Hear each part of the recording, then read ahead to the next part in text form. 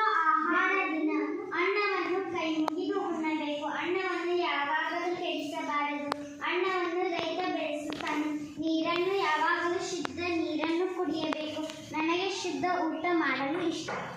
Eat fresh food and drink pure water. Eat vegetables and drink carrot juice. Not eat junk food. Eat healthy food. Eat healthy food and not eat junk food. ವಿಶ್ವ ಆಹಾರ ದಿನ.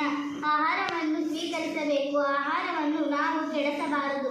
ಮತ್ತೆ ನೀರನ್ನು ಮಿತವಾಗಿ ಬಳಸಬೇಕು. ರೈತರು ಧಾನ್ಯಗಳನ್ನು ಕಷ್ಟಪಟ್ಟು ಬೆಳೆಸುತ್ತಾರೆ. ಹಾಗಾಗಿ ನಾವು ಆಹಾರವನ್ನು ಕೆಡಿಸಬಾರದು.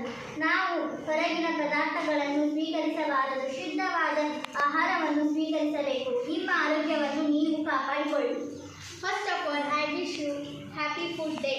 World Food Day is celebrated on 7th June every year. Please eat every day healthy food. Health is very important in our life. Some people eat only junk food. Please, who eats only junk food? I requested please eat healthy food.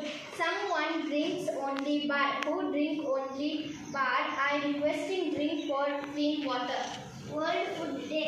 I am eat the food. I like the food so much. I eat fresh food. Thanks. ವಿಶ್ವ ಆಹಾರದ ದಿನ. ನೀವು ತಿನ್ನುವ